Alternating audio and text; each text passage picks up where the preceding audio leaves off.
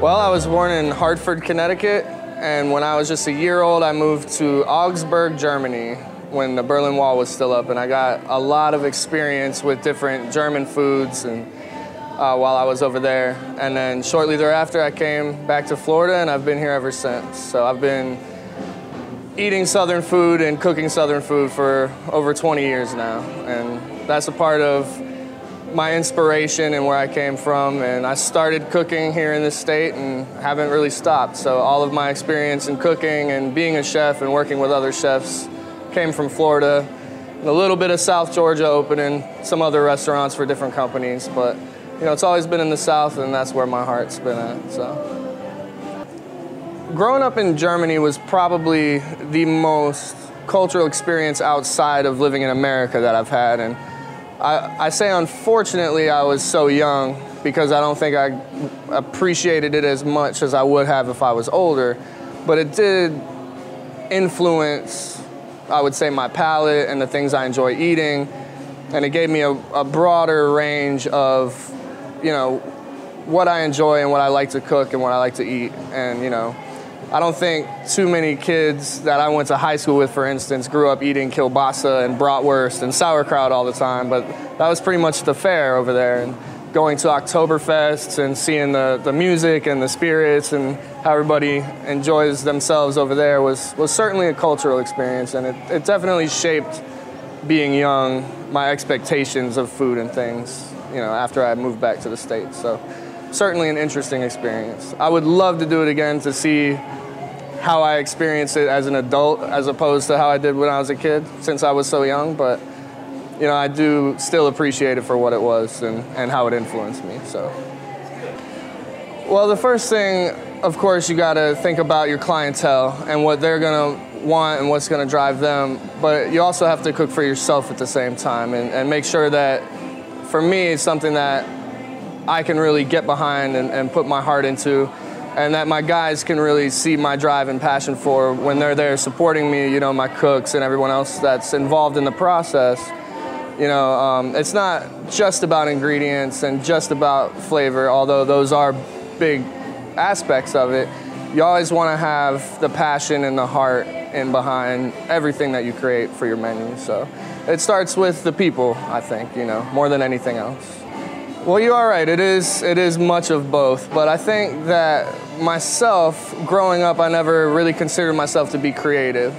And so I think, you know, maybe not so much of a manager, but a leader for sure, I think, is where my heart goes into the actual job itself of being a chef. Because I have learned to be more creative as my career has progressed. But I think working with people and teaching them and leading them and taking from my leaders that have taught me, you know, is really part of what really drives me to be better as a chef. So I think that's where probably my strength lies, if that's what you mean. Not as much as I would like to cook for myself, I'd probably say, but when I do, I think I keep it more simple. You know, I certainly don't cook the same way at the restaurant as I do at home, and you know, being a father, I have to appeal to a 3-year-old, so I try to keep it simple most of the time so that everybody can enjoy it. But I do still try to get it so that it's flavorful and healthy, and I think that's what I aim for at home.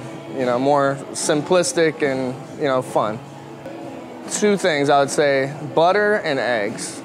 And you know, someone that's not dairy friendly might disagree with that, but I think those are 2 of the most complex and necessary ingredients that if I have those in my kitchen, I can have anything else and probably make something really good. As long as I have those 2 things, I would say. It's kind of hard to pick between the 2 for me, so I'll go ahead and say both.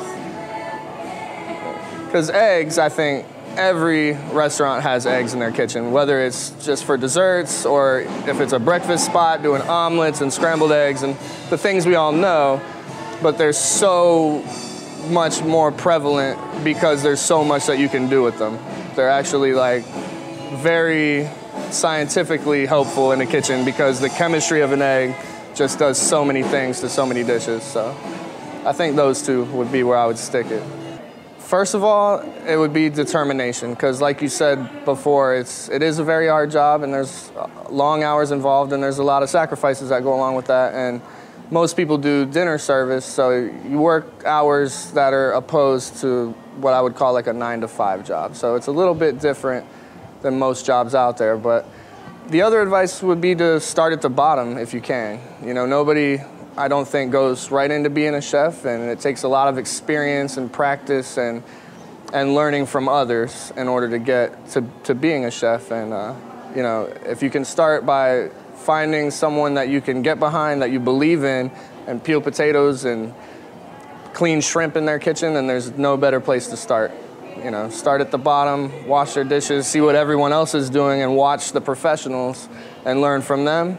That's the best way to get onward in that general direction, I think. So, well, Itta Bena is certainly unique, especially amongst restaurants in Pointe Orlando. A lot of restaurants in the Pointe have live music and, you know, flashy dancers or whatever it is, and Itta Bena is a much more relaxed atmosphere, I would say. You know, like, it is a very nice restaurant, and it's upscale, but I think I would consider it polished casual. Like, you don't have to be in a 3-piece suit to come enjoy dinner here, but it's nice and relaxed, and it's based on, you know, musical interpretations from like B.B. King's, soft piano music, nothing too loud. It's a place where you can go and have a nice dinner with the family or a date and just really be able to talk to each other, because there's nothing overwhelming going on, you know, and then you can enjoy your food and enjoy some good wine and, you know, really focus on the people that you came there with instead of